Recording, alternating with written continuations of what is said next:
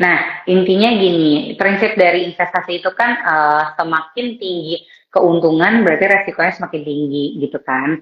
Kalau seandainya keuntungannya lebih rendah berarti resikonya lebih rendah.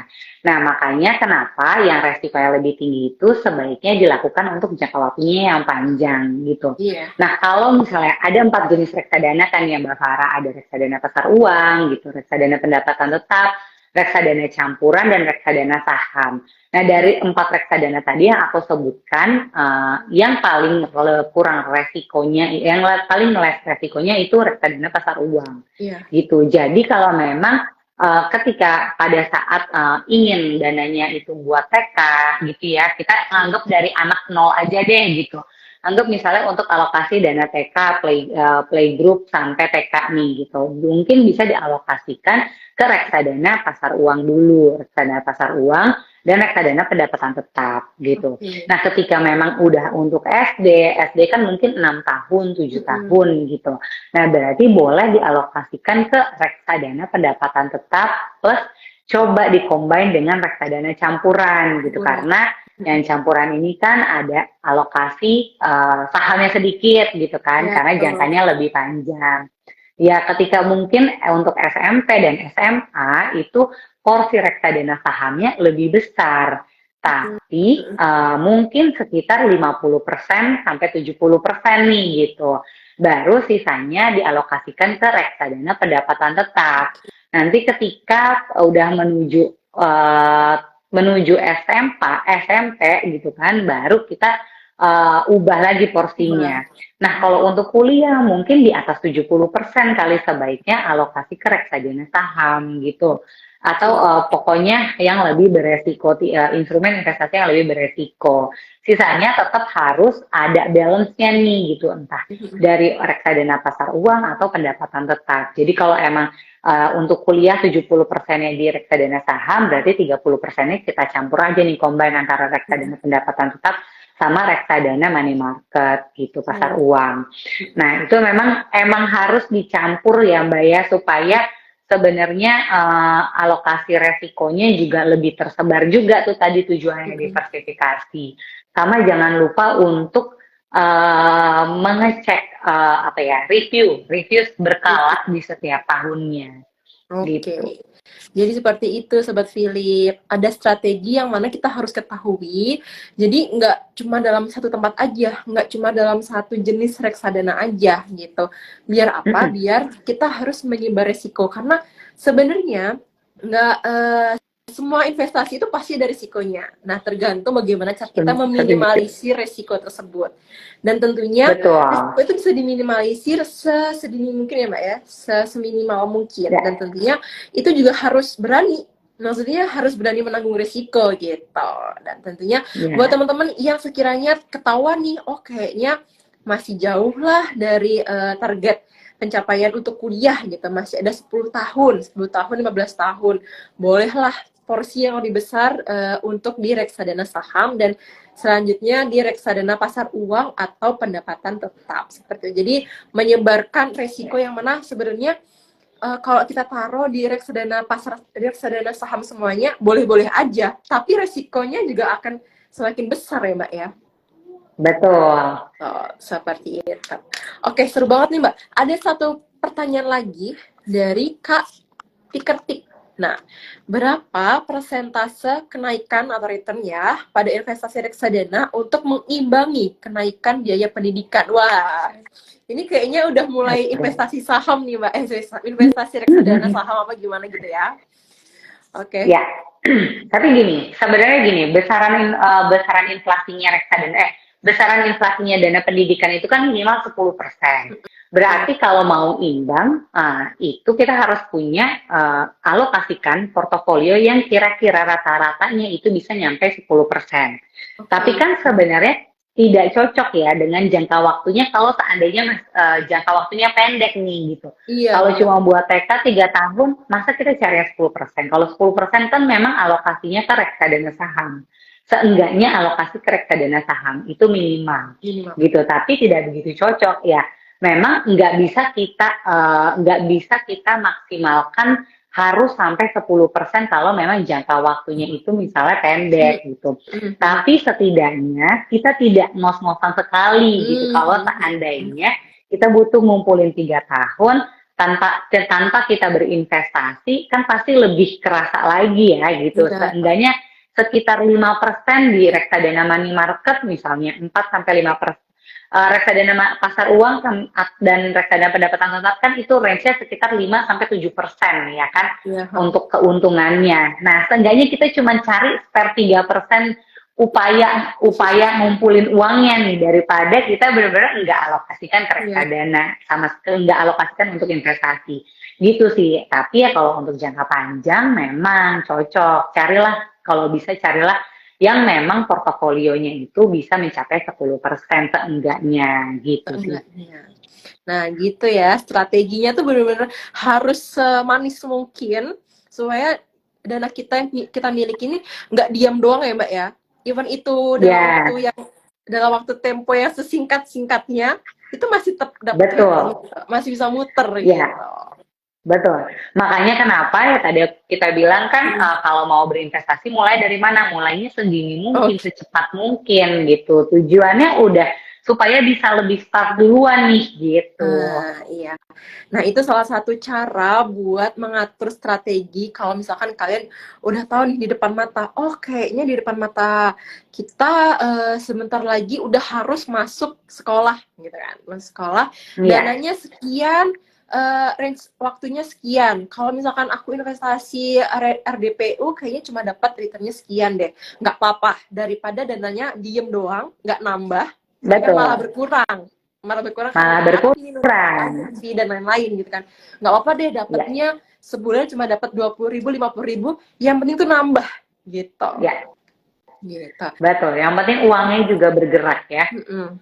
Nah ini Mbak salah satu poin yang mana sebenarnya salah satu gimana ya Mbak ngomongnya, apakah benar, apakah bijak nih kita menginvestasikan dana yang kita miliki secara rutin tiap bulan meskipun porsinya tuh kecil ya, nominalnya kecil ya kan, karena mungkin pemasukannya ya seminimal mungkin gitu, atau nunggu kita kumpulin dulu nih dana-dananya barulah nanti kita investasikan langsung langsung full nih dalam dana yang lebih besar gitu. Apakah lebih bijak yang mana nih? Rutin per bulan tapi nominalnya kecil, atau nunggu uangnya terkumpul dulu dan langsung nabung dengan nominal yang besar? Kalau dari Mbak Dinda gimana? Oke, berarti kan secara size itu memang tidak bisa langsung brek ya. Ya sebaiknya yang lebih bijak adalah ya memang harus rutin setiap bulannya. Kecil nggak apa-apa, rutin setiap bulannya. Kenapa? Daripada kita kumpulin dulu terus langsung berarti kita sudah kehilangan. Misalnya kita ngumpulin sampai 6 bulan nih gitu untuk biar bisa dananya langsung besar nih. Ya berarti kan kita sudah kehilangan 6 bulan return yang sebenarnya bisa kita manfaatin. Itu gitu. Jadi memang pentingnya untuk nggak apa-apa nabung berkala dengan size kecil, tapi uang kita sudah ada yang bisa berkembang sedikit demi sedikit gitu, Mbak Farah. Oke, nice. Berarti teman-teman semuanya nih, kalau misalkan udah ada pandangan yang udah mungkin kelihatan nih, oh kayaknya anak saya pengen aku sekolahin ke sekolah A nih. Harganya sekian, biaya masuknya sekian, uang pangkalnya sekian, semesternya sekian gitu. Oke, daripada harus nunggu 1 tahun ngumpulin dananya dulu baru kita plotin ke investasi pendidikan, nggak apa-apa deh, sedikit demi sedikit ngumpulin ke target yang udah pasti gitu. Betul. Daripada dananya kepake terus ya Mbak ya. Nah, ini baru mau aku ngomong. Kadang-kadang kalau dikumpulin malah diambil, bukannya untuk alokasi tujuan keuangan yang tadinya kita niatin tuh. Oke. Gitu. Dan itu rawan juga kalau misalkan ternyata udah capek-capek ngumpulin 1 tahun ya, misalkan capek-capek ngumpulin 1 tahun di dalam tabungan yang mana malah menyusut ya kan. Terus ternyata ada biaya-biaya tak terduga ya kan, akhirnya ditarik, dipakai, nggak sadar gitu. Jadi malah berisiko ya Mbak ya. Iya. Yang penting harus diingat ya, setahun itu walaupun misalnya kita ngumpulin doang nih setahun, anggaplah kita ngumpulin total setahun itu 10 juta gitu Ya. ya. Berarti uangnya itu bukan 10 juta loh, uangnya itu sebenarnya 9 juta. Karena di 9 juta 700 karena ada 350 ribunya itu adalah uang yang hilang atas inflasi sebenarnya.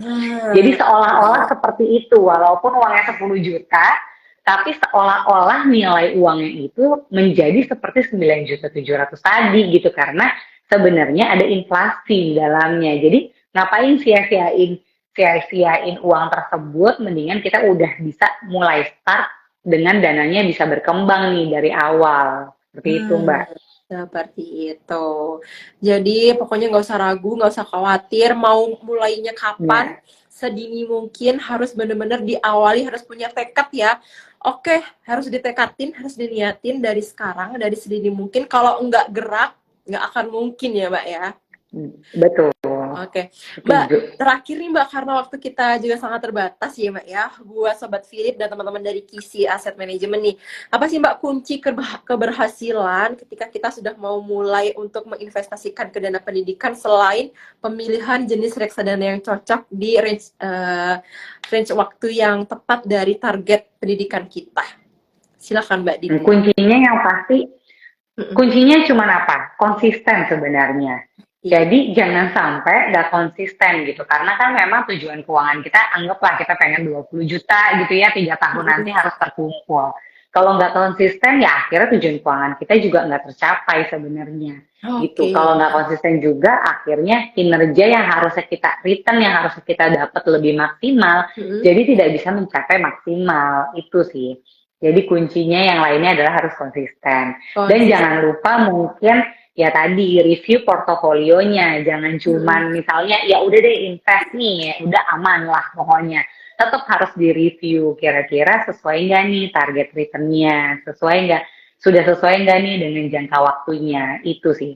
Oke, jadi itu ya teman-teman semuanya. Kuncinya adalah konsisten, disiplin ya Mbak ya, disiplin gitu. Disiplin, Disiplin. betul. Kalau udah punya niat, oke setiap bulan harus menyisihkan setelah gajian menyisihkan misalkan 10% dari savings budget untuk dana pendidikan. Ya harus diniatin gitu. Kuncinya Iya, tuh disiplin. benar. Kalau kalian masih membohongi diri sendiri, oh nanti dulu deh masih kepake nih buat traveling, dia traveling. Nggak akan kejadian ya Mbak ya? Nggak akan kejadian. Sama seperti diet mulai besok ya, Iya nggak akan betul. kejadian.